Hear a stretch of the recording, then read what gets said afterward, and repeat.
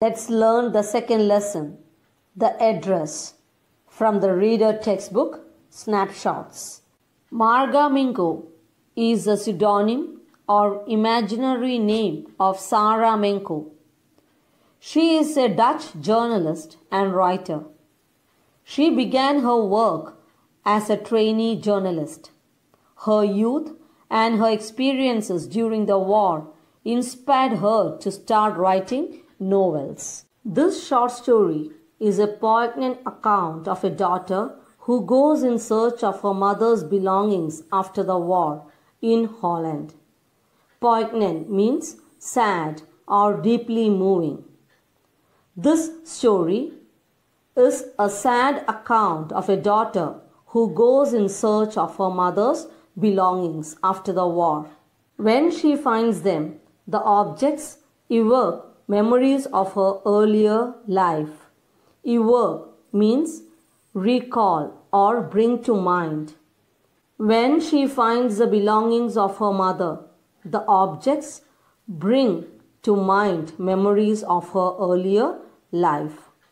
However, she decides to leave them all behind and resolves to move on. Resolve means decide firmly.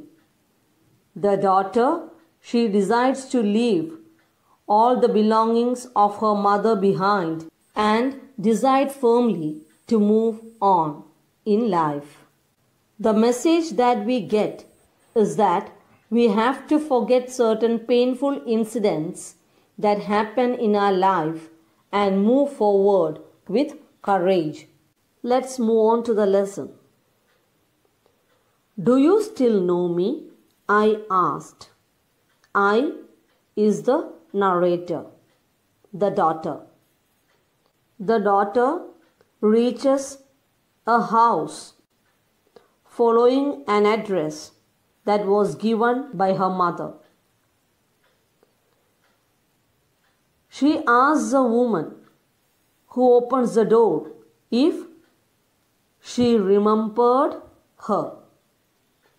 The woman looked at me searchingly. She had opened the door a chink. I came closer and stood on the step. The woman looked at the girl as if she didn't recognize her. She had opened the door only a little bit. Chink means a narrow opening. The narrator, she went closer so that the woman could have a better look at her. No, I don't know you. The woman replied that she didn't recognize her. I am Mrs. S. daughter. The girl told the short name of her mother and told that she was her daughter. She held her hand on the door as though she wanted to prevent it opening any further. The woman, she held her hand on the door. She didn't want the girl to enter her house. Her face gave absolutely no sign of recognition. She kept staring at me in silence. The woman, she was still staring at the girl in silence. That means she didn't recognize the girl. Perhaps I was mistaken, I thought. The girl thought that she might have come to the wrong house. She might have made the mistake. Perhaps it isn't her. I had seen her only once, fleetingly, and that was years ago. Fleetingly means lasting for a short time. The girl says that she had seen this lady only once, and that too years ago. So she doubted whether she has come to the wrong house. It was most probable that I had rung the wrong bell. The woman let go of the door and stepped to the side. The woman left the door and she moved to the side. She was wearing my mother's green knitted cardigan. The wooden buttons were rather pale from washing. When the lady moved to the side, the girl noticed that she was wearing her mother's green knitted cardigan. Cardigan is a knitted sweater that has an open front. And the wooden buttons were looking pale. She saw that I was looking at the cardigan and half hid herself again behind the door. The lady saw that the girl was looking at the cardigan, so she hid herself again behind the door. But I knew now that I was right. Now the girl understood that she has come to the right address. Well, you knew my mother, I asked. Now the girl asked the woman if she knew her mother. Have you come back? Said the woman. I thought that no one had come back. Now the lady asked the narrator if they have come back. Only me. The narrator replied that only she has returned. A door opened and closed in the passage behind her. The door behind her opened and closed. A musty smell emerged. When the door opened behind her, an unpleasant smell due to lack of fresh air came out. Musty means unpleasant. I regret I cannot do anything for you. Lady told the girl that she is sorry that she couldn't do anything for the girl. I have come here specially on the train. I wanted to talk to you for a moment. The girl told her that she has come on the train to meet her and talk for a moment. It is not convenient for me now, said the woman. I cannot see you another time. The lady replied that it is not convenient for her to talk with the girl then and asked her to come another time. She nodded and cautiously closed the door as though no one inside the house should be disturbed. Saying this, the lady closed the door so that no one inside the house should be disturbed. I stood where I was on the step. The girl stood there on the step. The curtain in front of the bay window moved. Bay means large. The curtain in front of the large window moved. Someone stared at me and would then have asked what I wanted. The girl saw that someone inside the house was staring at her through the window and might have asked the lady why she has come. Oh, nothing, the woman would have said. It was nothing. The lady might have replied that the girl wanted nothing. I looked at the nameplate again. Darling, it said, in black letters on white enamel. The girl wanted to make sure that she has come to the right house. So she looked at the address again and on the jam a bit higher the number 46. Jam is a post at the side of a door. She looked and saw that the house number was also the same. The girl was sure that the address was right. As I walked slowly back to the station, I thought about my mother, who had given me the address years ago. As she returned to the station, she thought that it was the address given to her years ago by her mother. It had been in the first half of the war. I was home for a few days, and it struck me immediately that something or other about the rooms had changed.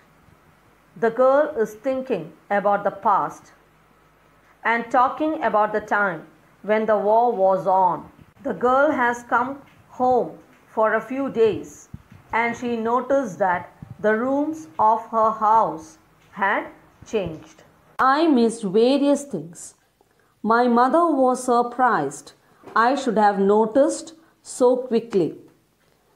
The girl noticed that so many things were missing from her house, and her mother was surprised that she had noticed that so quickly. Then she told me about Mrs. Darling. I had never heard of her, but apparently she was an old acquaintance of my mother, whom she hadn't seen for years. For the first time, the narrator's mother told her about Mrs. Darling, who was an old acquaintance of her mother. Acquaintance means not a close friend, but mother was familiar with that lady. And she hadn't seen this lady for years. She had suddenly turned up and renewed their contract. Since then, she had come regularly. One day, all of a sudden, after so many years, Mrs. Darling came to her house and renewed their contact and came regularly after that. After that, she was a regular visitor. Every time she leaves here, she takes something home with her, said my mother. Mother told the narrator that Mrs. Darling, after each visit, would take something from their house. She took all the table silver in one go. The mother told the narrator that all the spoons, knives, etc. she used to take in one single visit. And then the antique plates that hung there. She also told that the old and valuable plates that were hung were also taken by her. She had trouble lugging those large vases, and I am worried she got a crick in her back from the crockery. Lugging means carrying or dragging a heavy thing. The mother told her that she had trouble in carrying those large vases, and the mother was worried that she got a crick. Crick means sudden, painful, stiff feeling. She had a crick in her back after carrying those heavy things. My mother shook her head pityingly. The narrator's mother shook her head sadly. I would never have dared ask her. She suggested it to me herself. She even insisted. She wanted to save all my nice things. If we have to leave here, we shall lose everything, she says. Mother tells the daughter that Mrs. Darling has suggested that she wanted to save all her nice things. She did so because if they had to leave the house during the war, everything will be lost or stolen. Have you agreed with her that she should keep everything? I asked. The narrator asked her mother whether she agreed with what Mrs. Darling has said. As if that's necessary, my mother cried. It would simply be an insult to talk like that. And think about the risk she is running each time she goes out of our door with a full suitcase or bag. The narrator's mother believed that Mrs. Darling was doing something good for them. Every time she carried heavy suitcase or bag when she leaves the house. And mother also told the narrator that she was running a risk to save their things. Mother felt very sorry for her and thought that she was doing some favor for them. My mother seemed to notice that I was not entirely convinced. The mother noticed that the narrator was not convinced with the reasons mother has given her. She looked at me reprovingly, and after that we spoke no more about it. Reprovingly means showing disapproval. The mother looked at the narrator, showing her disapproval on her silly behavior, and they never spoke more on that. Meanwhile, I had arrived at the station without having paid much attention to things on the way. So, these were the thoughts the narrator was having while going back to the station. She did not pay any attention to the things on her way. I was walking in familiar places again for the first time since the war, but I did not want to go further than was necessary. I didn't want to upset myself with the sight of streets and houses full of memories from a precious time. Even though she was walking through the familiar places once more, she didn't want to upset herself with memories from a precious time. In the train back, I saw Mrs. Darling in front of me again as I had the first time I met her. While returning, thoughts of Mrs. Darling again came to her mind. She remembered her first meeting with Mrs. Darling. It was the morning after the day my mother had told me about her. I had got up late, and coming downstairs, I saw my mother about to see someone out, a woman with a broad back. When the narrator woke up and came down the next morning, after mother had told the narrator the reason why Mrs. Darling was carrying the things to her house, she saw that the mother was about to see someone going out. It was a woman with a broad back. "There is my daughter," said my mother. She beckoned to me. Mother introduced the narrator to Mrs. Darling, and she waved her hand at the narrator. The woman nodded and picked up the suitcase under the coat rack. She wore a brown coat and a shapeless hat. The narrator saw that the woman, she picked up the suitcase and was leaving the house. "Does she live far away?" I asked, seeing the difficulty she had going out of the house with the heavy case. Seeing the difficulty in carrying the heavy suitcase, the narrator asked her mother if she lived far away. "In Marconi Street," said my mother. "Number 46, remember that." The mother told her daughter that she lived in Marconi Street. I had remembered it, but I had waited a long time to go there. The narrator says that she remembered the address that was told by her mother, but she waited a long time to go there. Initially, after the liberation, I was absolutely not interested in all that stored stuff, and naturally, I was also rather afraid of it. She says that after the war was over, she was not interested to go and get all those things. At the same time, she was afraid to get those things also. Afraid of being confronted with things that had belonged to a connection that no longer existed. She was frightened to see those things that belonged to someone no longer existed, which were hidden away in cupboards and boxes and waiting in vain until they were put back in their place again. The narrator says that these things were waiting in vain to be put back in their places, which had endured all those years because they were things. These things couldn't react, and they were waiting because they were not alive. These things, they waited to be back in their proper places. But gradually, everything became more normal again. After the war, things were getting normal again. Bread was getting to be a lighter color.